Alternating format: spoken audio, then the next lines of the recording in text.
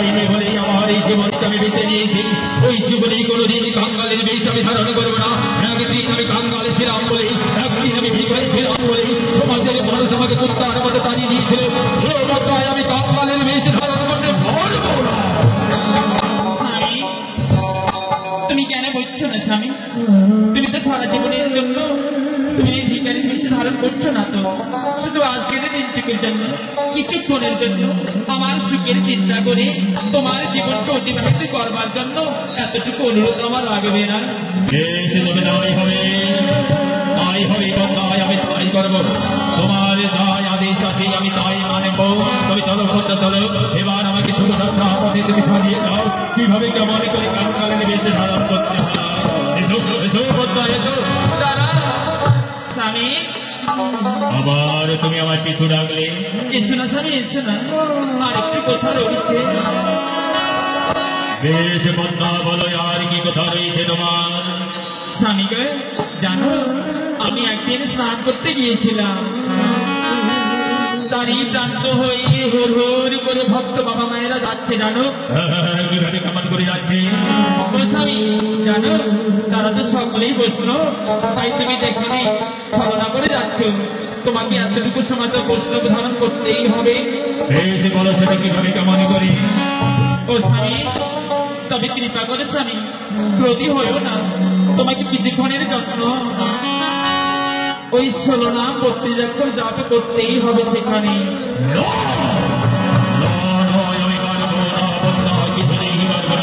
যেই নাম আমি জীবন থেকে মুছে ফেলেছি, যেই নাম শুনলে আমার শরীরে শিরায় কোষে জাগ্রত হয়ে যায়, সেই নাম আমি কখনো দিতে পারবো না।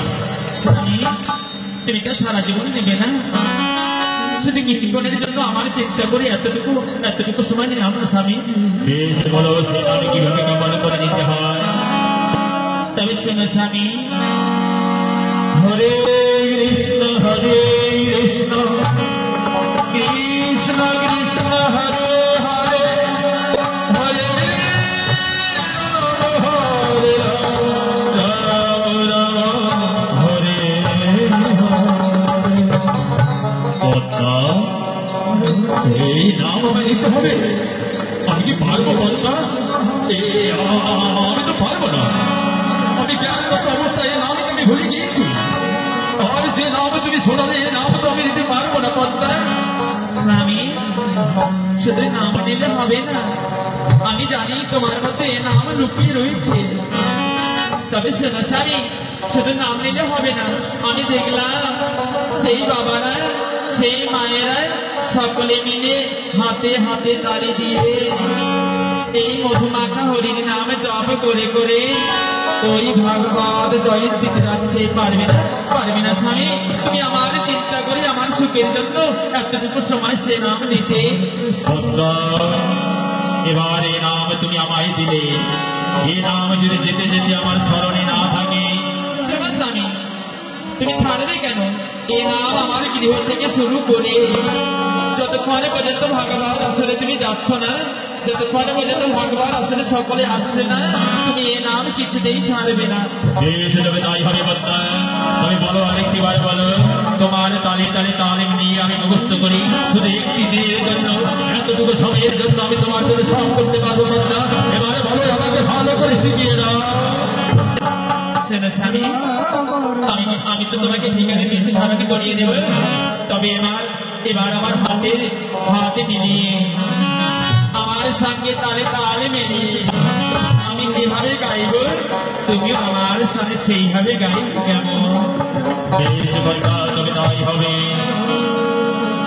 রাম রাম হরে হরে, হরে কৃষ্ণ হরে কৃষ্ণ কৃষ্ণ কৃষ্ণ হরে হরে, হরে রাম হরে রাম, রাম রাম হরে হরে।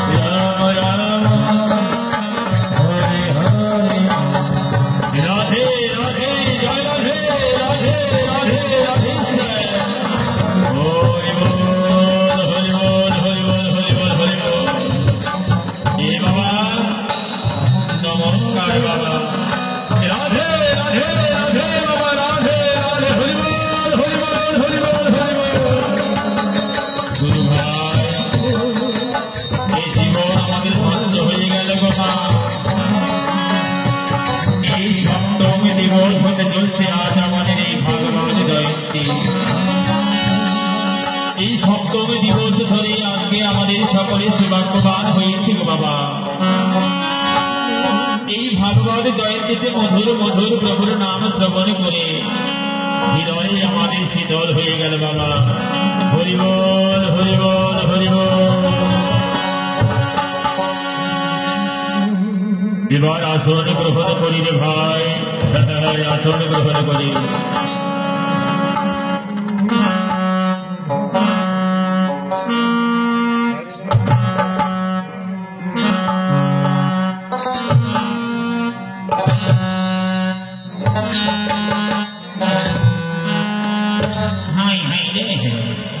আমার মতো দেরি হয়ে গেল রে বাবা।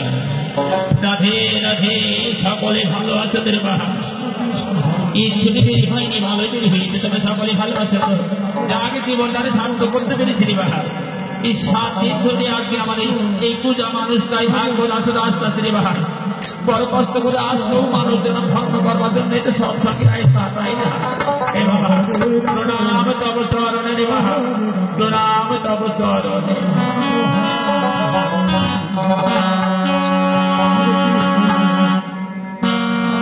হরিবল হরিবল হরিবল হরিবল হরিবল হরিবল। রে বাবা, আমার একটু দেরি হয়ে গেছে রে বাবা। প্রতিদিনের মতো করে আজ আমি সময় মতো আসতে পারিনি রে বাবা। তাই সকলেই ভালো আছে রে বাবা। আজকে আমার জীবন ধন্য হয়ে গেল। তোমাদের মতো সাধু সঙ্গ করে, তোমাদের মতো সুমধুর বৈষ্ণবী মায়েদের পেয়ে, আমার অনাদিকারী প্রাণ গোবিন্দের পরম ভক্তদের পেয়ে আমার এই ভাগবত পাঠ জীবনকে সার্থক করতে পেরেছি রে বাবা। এত সুন্দর ভক্ত আমি কোথাও পাইনি রে বাবা। ও বাবা, সর্বপ্রথমে আমার তালে তালে তোমরা সকলেই বলো তো হরি বল হরি বল হরি বল হরি বল হরি বল। এই বাবা, এই দুর্লভ মানব জনকে আমরা সংসার জীবনে যে যা কাজেই করি না কেন রে বাবা, যেন আমাদের প্রভুর নামকে আমরা ভুলি না। চলতে ফিরতে কর্ম করতে যখনই যে সময় আমরা থাকবো না কেন, যার কৃপা বলে আজকের এই ধরা ধামে মানব জনম পেয়েছি রে বাবা, তাদের নাম যেন আমরা কেউ হেলায় হারাই না। বসো বাবা বসো। আজ মনোনীত ভাবে শেষ দিনে সুন্দর ভাবে আজ আমি ভাগবত পাঠ করবো।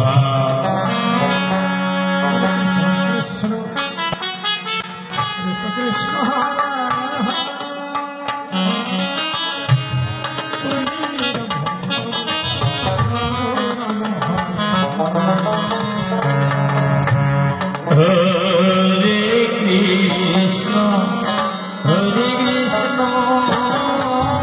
কৃষ্ণ কৃষ্ণ হরে হরে,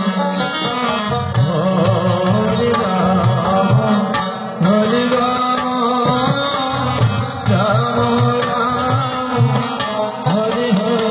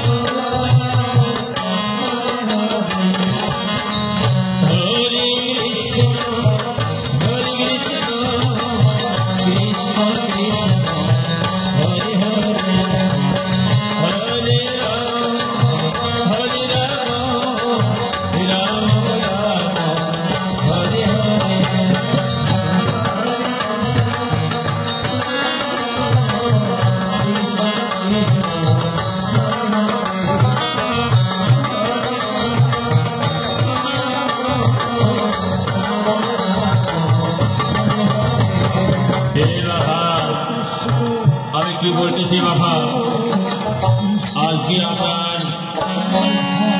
ওই শেষের দিনে ভাগবত আলোচনা করবো ঠিকই বাবা। আমি বলতে চাচ্ছি কি, আজকে আমরা কথা কীর্তন করি কেমন?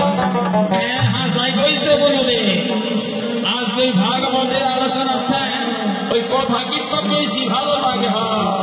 বেশ বাবা, তবে শোনো মা, এই আমার প্রভু তিনটি জিনিস সহ্য করতে পারে না। এক হলো ভক্তির অহংকার, আরেকটি হলো ভক্তির নয়ন যশ। কোন ভক্ত বাবা মায়েরা যদি এক ফোঁটা নয়ন বাড়িয়ে ধরিয়ে আমার মদন গোপালের নাম নিয়ে থাকে, আমার প্রভু গোলকে থেকেও তার হৃদয়ে মনোবাসনা পূর্ণ করে। আর শেষের দিনে সেই ভক্তির জন্য প্রভু নিজেই কান্নারি সেজে থাকে। আর একটি জিনিস সহ্য করতে পারে না রে বাবা, সবচেয়ে বড় অপরাধ হলো বৈষ্ণব অপরাধ। এই দুর্লভ মানব জনমে তিনটি কথা তোমরা সর্বপ্রথমে মনে রাখবে বাবা। কাউকে কোনোদিন নিন্দা করবি না, কাউকে কোনোদিন ঘৃণা করবে না, কেননা বাবা সবই যে প্রভুর দান। আমরা কোন মানুষ কখন যে নয়ন জলে হৃদয় মন্দির থেকে প্রভুর নাম করবে আমরা কেউ কিন্তু জানতে পারি না রে বাবা। ছোট মানুষের বিগত দিনের বিচার করলে চলবে না, ক্ষণিকের জন্য কেউ বৈষ্ণব হয়ে যায় বাবা। তাই বৈষ্ণবকে কখনো নিন্দা করতে নেই। এই বৈষ্ণবের নিন্দা করলে প্রভু কিন্তু কিছুতেই ক্ষমা করে না বলে দিচ্ছি। তবে শোনাবা, এই যে আমাদের মনে অল্পের মধ্যে অহংকার চলে আসে, কেননা এই যে তোমরা যে অলঙ্কার পরে রয়েছ না, এই সামান্য কিছু অলঙ্কার পরে আমরা মনে মনে ভাবি যে আমাদের মতো বুড়ি ধনী মানুষ এই এলাকায় আর কেউ নেই। সবার থেকে আমি বেশি সেজেছি, সবার থেকে দামি গহনা আমি পড়েছি। একটিবার তোমরা চিন্তা করে দেখো গোপাল, ওই যে বৃন্দাবনে আমার গোপাল, তার শরীরে কত অলঙ্কার রয়েছে তোমরা জানো? সেই গোপালের শরীরে নয়টি জায়গায় অলঙ্কার রয়েছে। একটি জায়গায় 9 লক্ষ টাকার অলঙ্কার পরে আমার গোপাল। সেই ছোট্ট গোপালের শরীরে 9,81 লক্ষ টাকার অলঙ্কার পরে আছে।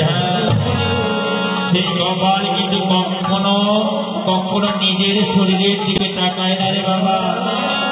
সদা সর্বদাই ওই আমাদের চিন্তা করতে করতে গোপাল আমার পাগল হয়ে যায়। 81 লক্ষ টাকার অলঙ্কার পরেও যদি সে কোনোদিন ভাবে না যে আমার শরীরে এত অলঙ্কার আছে, তবে সামান্য অলঙ্কার হয়ে তার দেওয়া ভক্ত হয়ে কেন অহংকার করবো গোপাল? এই অলঙ্কার আমাদের আজ আছে, কাল নাও থাকতে পারে। এই ধন আজ আমার আছে, কাল অন্ধকার হয়ে যাবে। তবে কেউ যেন আমরা অহংকার করি না রে বাবা। তবে শোনো, এই গোপালের কথা শুনলে আমার হৃদয় বড় ছড়ে একেবারে পাজর ভেঙে যায় রে বাবা। হে দয়া, এই জীবনে তার হলো না প্রভু।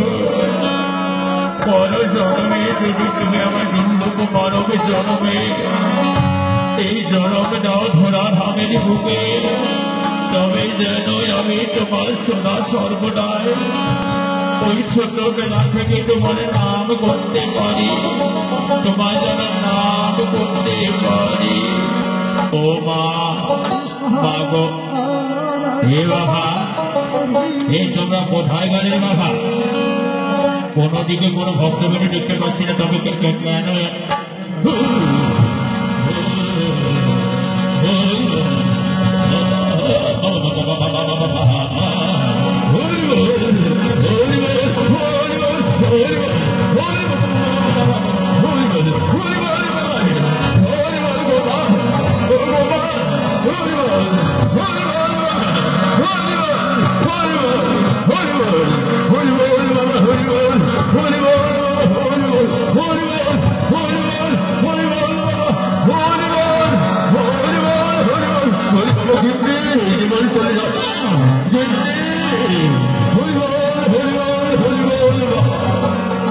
কি বলল গোপাল? ওই গোপালের শরীরে নাকি 81 লক্ষ টাকার অলঙ্কার পরে রয়েছে। সেই গোপালের গৃহগত এই সর্বত্র যদি বসলে কি আমি চিন্তাই করতাম, তবে এক লক্ষ টাকার অলঙ্কার হবে না, তবে একজনকে যদি আমি চিন্তাই করতে পারি, তবে আমার 9,81,00,000 টাকার অলঙ্কার আমি পেয়ে যাব।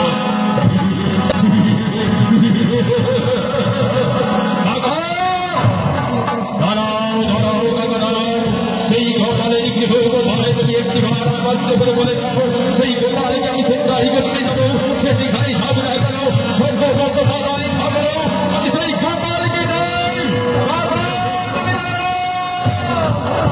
হরি বল হরি বল হরি বল হরি বল বাবা হরি বল হরি বল হরি বল বাবা হরি বল হরি বল। জল জল জল জল জল জল জল জল পিন্ডি জল জল জল জল। তোমার কি হয়েছে ঠাকুর? তুমি ভাগবত আসর থেকে এসে এরকম ছিটাছিটি করছে কেন?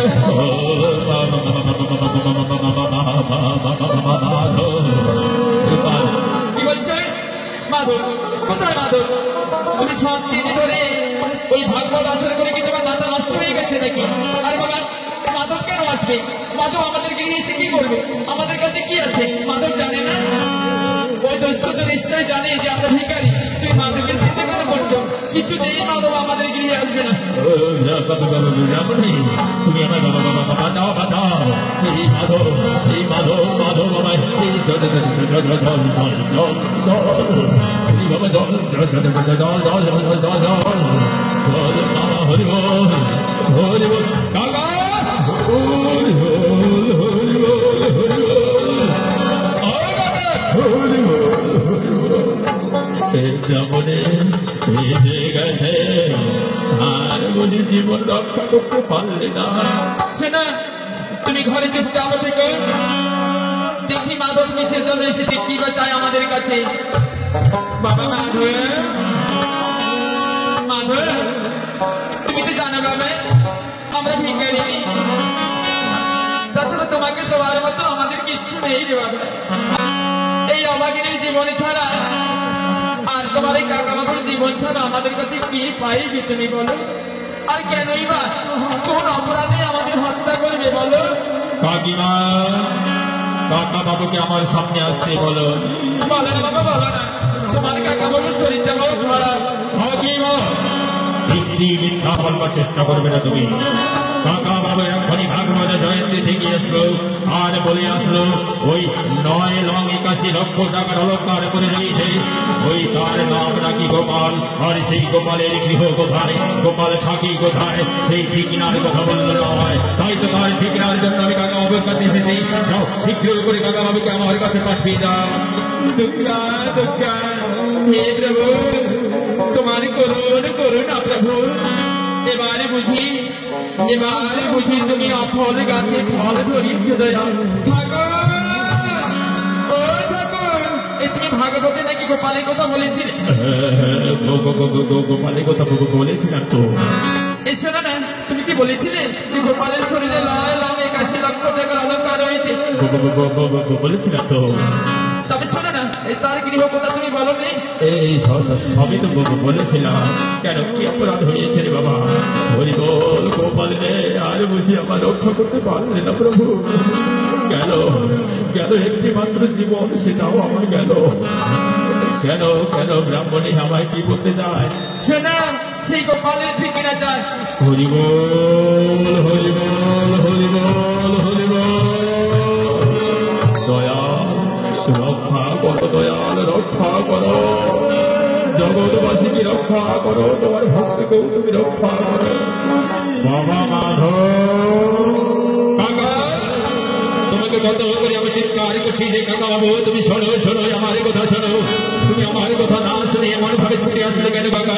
তুমি কি ভাবতে পারলে কাকা যে তোমার মতো বৈষ্ণবকে আমি কোনোদিন কোনো ভাবে ক্ষতি করতে চাইছি? বলো হে বাবা বল বাবা বল বল, তুই আমায় কি বলতে চাস বাবা? কাকা ওই তুমি যে ভাগবত জয়ন্তীতে বললে ছেলেটির কথা, ছেলেটি নাকি অল্প বয়সী, তবে এই ছেলেটার গৃহ কোথায়?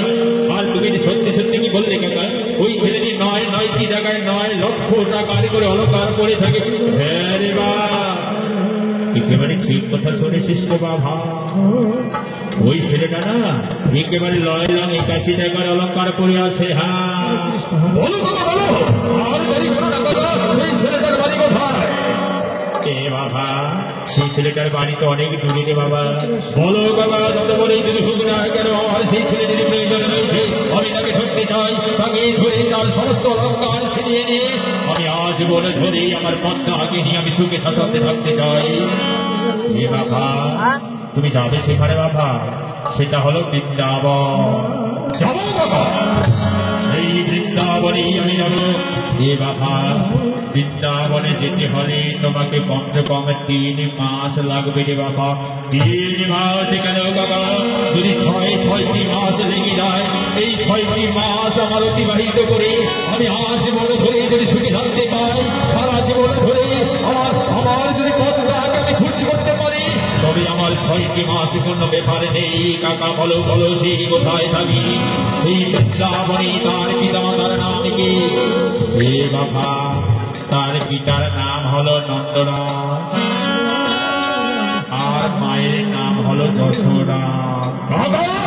এই নন্দরাজ যশোদার সন্তান সেই গোপাল। তুমি বলো বলো বাবা, একটি জিনিস আমায় দিতে পারবে? সেই গোপালকে আমি তো কোনোদিন দেখিনি। এই গোপালের কোনো অ্যাড্রেস তোমার কাছে আছে নাকি কাকা? আছে বাবা, ওই গোপালকে আমি ভালো জানি বাবা, গোপালকে আমি ভালো চিনি বাবা। গোপালের শরীরে আমি তার ফটো দিতে পারিনি বাবা। শীঘ্র করে দাও বাবা, শীঘ্র করে তুমি আমার গোপালের ফটো আমার হস্তে তুলে দাও বাবা। চলো বাবা চলো, এখনই তোমাকে গোপালের ফটো সহ আমি তোমার দিচ্ছি বাবা। এবার তুমি গোপালকে ধরতে চলো বাবা। চলো কাকা চলো, আর বিলম্ব করো না, আমার এখনই যেতে হবে সেই গোপালের কাছে, ওই বৃন্দাবনে। দুর্গা দুর্গা, হরি বল হরি বল হরি বল। তাই বাবা, এদিকে ভক্তারি ভগবান জানতে পারলো কিভাবে কেমন করে চলছে।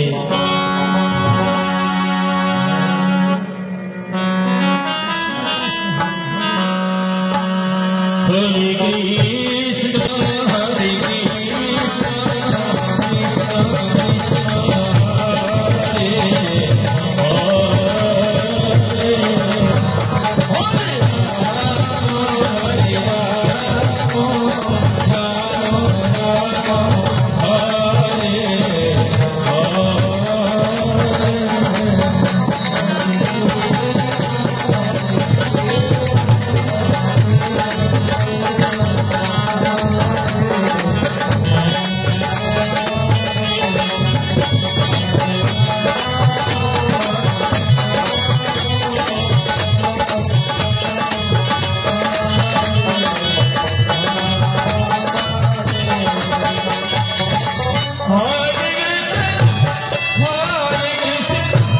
কৃষ্ণ কৃষ্ণ হরে